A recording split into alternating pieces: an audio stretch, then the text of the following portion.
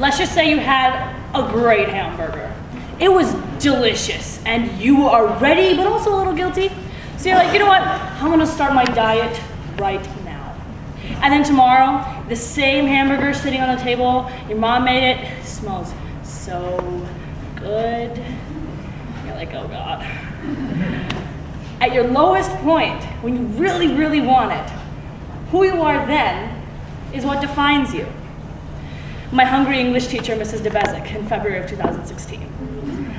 Now, if our lowest points are a representation of our morality, then it becomes ever so rare. I mean, what teenager can look at themselves in the mirror and say, yep, this is who I am? And not everyone's like my 8-year-old cousin, whose Hakuna Matata is, a negative mind will never give you a positive life. But everybody has their own different philosophy towards running around with things. And it's very hard to see what your lowest point is when you take a step back. January 15th, 2015, my second lowest point. I know, what a great pastime, right? Rating the worst moments of your life. Bundle of sunshine. It was a dreary afternoon, and I was sitting at his bedside, and my father's hands gripped mine with a firm security, with hands that held my fear for me. And with that, he took my most difficult promise. He said, Amrit, I need you to take care of your mother and your brother if something happens. I need you to be there and do the right thing. This is one of the most difficult things I've ever had to deal with. And everybody says that loss is different from everybody, that it's very unique and personal. And to me, trying to understand the stages of depression and the path to acceptance is an overly optimistic concept, one that I can't really wrap my mind around. And a million voices that I would forget the week after were giving me a million ways to run after with my mind, body, and soul, a way to be okay. But to me, finding a way to move on, not to accept it, but to find a drive, to find goals, to find a way to live past all of the empty, is an accomplishment in and of itself. And these are the nudges that pushed me forward. A couple months ago, I was sitting in my physics class, and my teacher passed out this sheet we had to fill out. And you just know they have all that information on the system, but anyway. I'm reading through this, and I get to my dad's phone number, and I fill it out without thinking, and I look at it, and I think, oh my God. And my life is shit. And I take a step back, and like the voice in my back of my head is like, Amrit, you live in Naperville. Calm down. And then a couple weeks pass by, and then I'm talking to my friend, and she says, you know, my life is so hard. Like, I have all these AP tests, and the nails I just got done broke, and I don't know who I'm going to prom with, and my life is shit. And I was like, okay. Yeah, I know. Yes, it's okay. I took a step back. I was like, everybody has problems. And you can't overvalue or undervalue their problems because their suffering is their own. And our suffering, like so many other things in life, is very relative. When I took a step back and started thinking about who I am and what I was, I started to realize that everybody has a different perception of the right and wrong thing. And it's very terrible, mentally, physically, like spiritually, to just wallow in everything that is wrong with your life, because you will never be able to move on. If you always point out the size of the hole, it will never fill or fade. In July, we couldn't really imagine things getting any worse. The doctors told us that even though the cancer was out, the brain was learning to work around the empty pieces, and that it would take time, and that he might not be able to walk, but we thought that's just fine.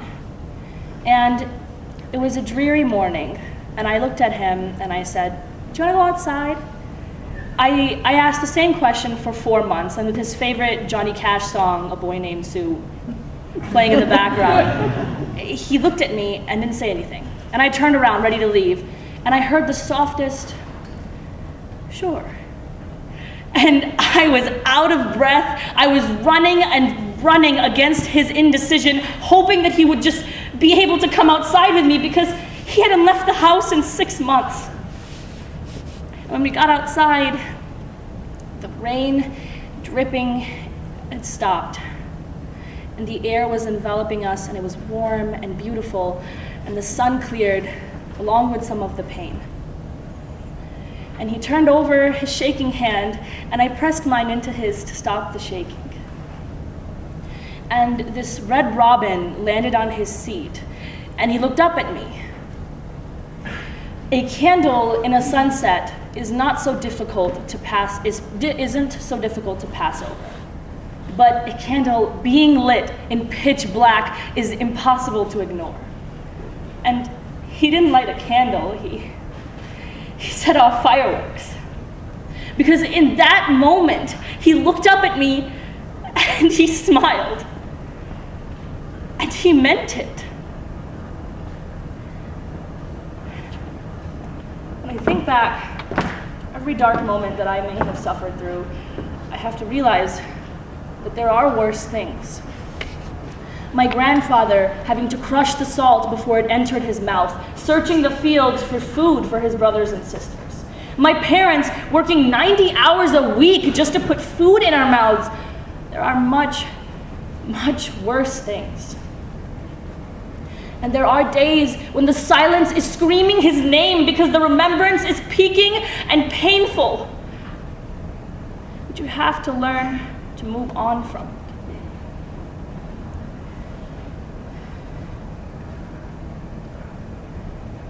There are days when you won't feel like it's worth it to get up in the morning.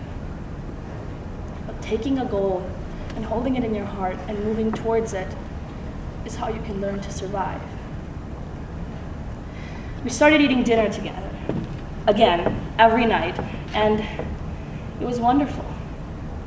And there are so many ways and so many people that have pushed me towards realizing not how to get to acceptance or what it would mean, just a direction so that you're not so lost all the time.